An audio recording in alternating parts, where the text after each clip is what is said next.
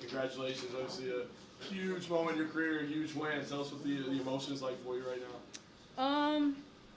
It feels great. You know, I was 4 fights ago, didn't want to fight anymore, and here I am. Just beat the number 3, and I want someone better, so it's good.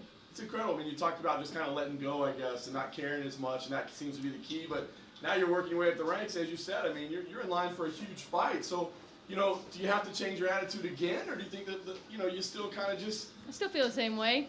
Whatever happens, happens. You know, I'm not pressuring myself to, like, I have to win this fight is everything. Of course, everyone wants to win, you know, and I went into this fight like I went into every other of my last fights that I won. Like, I trained really hard. I know what to expect from her, and I know what I have. I'm going to put it all out there, and whatever happens, happens, and it happened. Do you feel like Claudia underestimated you in this fight? She said about how there's levels to this game, and you clearly, I mean, you just defeated her. Yeah, I mean, I feel like that was a little insulting to me because there are levels to this game. She couldn't do anything with my striking once she knew that I could get up after she took me down. She couldn't take me down again after I got up in the second round, and I lit her up with my striking. So, yeah, there are levels to this, and she couldn't figure mine out. Well, there were some weird moments in the fight. Second round with the mouthpiece. Could you see what was going on there? And then also the third round, glove touch. She shoots in immediately off the glove touch. So I want to ask you about those 2 moments and kind of what was going on there. The mouthpiece, I don't know what happened there because I didn't even see it slip out of her mouth. I think she pushed it. I don't know. That was a little weird for me. I think she was a little tired, and I might have got her with something.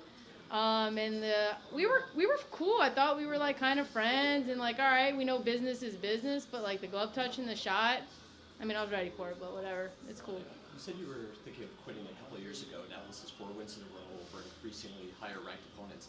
What has changed with you in these 2 years? I took the pressure off of myself of having to impress everyone. I owed it to myself to see where I belonged in the sport and no one else, and got me here. Claudia was very specific. You already said that. You're also one of the biggest underdogs on the card. Did you just feel that sense of doubt just outside, from the outside?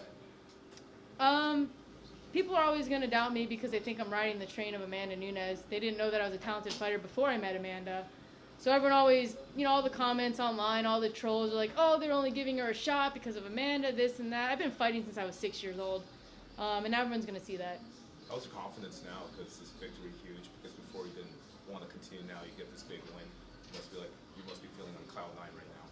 You know, this kind of sport, you know, it's a little bit political. It's a little bit like sometimes the best fighter doesn't win, and I feel like I was stuck in that boat for a little bit. You know, my fight against Ju Tai, like it was my first time going to 115. I had a horrible cut, and I felt like crap, and then I lost that fight. It was a pretty close decision. So I was like, all right, the next fight. I went to fight Justine. I felt great, and then I feel like I got robbed by the judges. I'm like, you know what? This just isn't for me. You know, like I got to the UFC. It was great and all, you know, and then I had one more fight. I know 3 fights in a row. You lose, you get cut.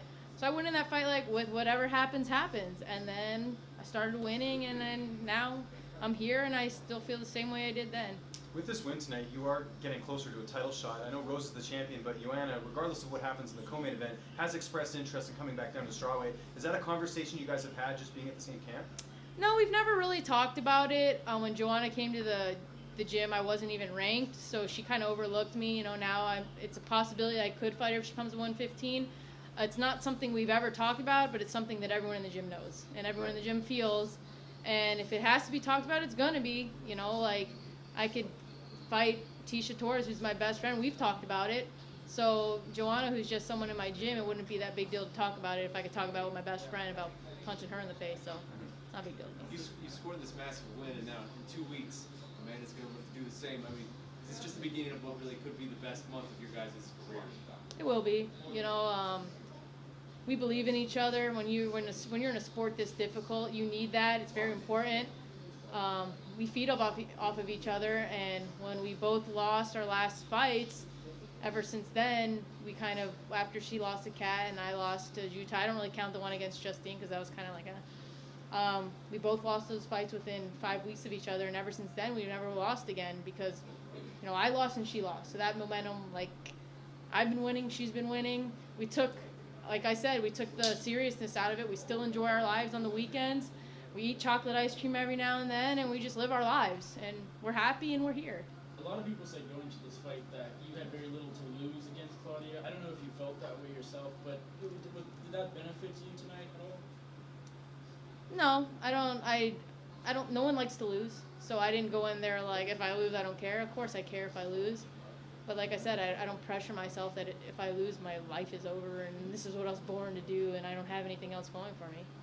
What did Amanda say after your victory? Like, what words of encouragement, love, or? I didn't hear anything. I was just kind of like in my own world. So she'll probably tell me later or something. I'll let you know. The striking looked great tonight. Is there somebody, something that you can attribute that to? I mean, I've been working with another striking coach. I mean, we have Cattell. I work with him as well, and another coach in the gym, Anderson. He's Edson Barbosa's striking coach. But I've actually gotten more comfortable with letting my striking go without being worried about my takedowns. I do have good takedown defense. You know, a couple of them slip in and out, but I know how to stay safe on the ground. I'm a purple belt on paper, but, you know, I've been grappling for years, so I'm not worried about it anymore. Once I start breaking up their momentum and I start seeing the takedowns, I can start defending them and starting letting go what my best thing is, and that's striking. What does this do for the family plans? I mean, it seemed like not They're too on long hold. ago. Yeah. They're on hold. When you got to the scorecards, was there any concern or worry at all in your head of whether you got it or did you? You know, I knew I had the second round up until the last minute, but on the takedown, you know, she didn't really do much. I was hitting her from the bottom too, just waiting to make space. But I felt like my striking and my cage control was dominant in the second and third, and when they said unanimous, I knew I won. Does the title eliminator against Tatiana Suarez make sense with the winner of that? It does. Yeah, you know, Tatiana's 4 in a row, I'm 4 in a row. I don't know where Rose is right now with when her target fight is. I know Andrade's there. I don't know who else is there. It seems like I don't know where this That's gonna puts be the me. fight, I don't know if they're going to give me something in the title contention or they're going to give me, like, I don't know. I don't know, but I'm going to say yes. How much sooner do you want to get back in there? Come again? How much sooner do you want to get back in there? Not too soon.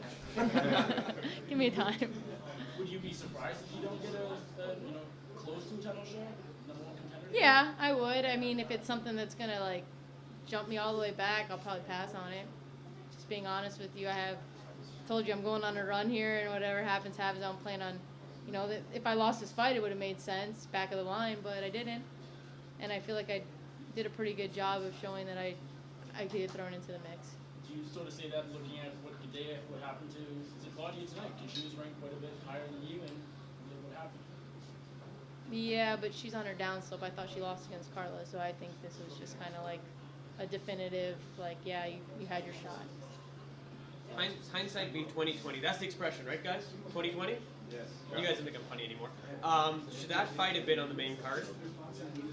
I guess it doesn't matter to me. Like, it doesn't matter where the card they put me. I prefer it to be on Fox. More people see it.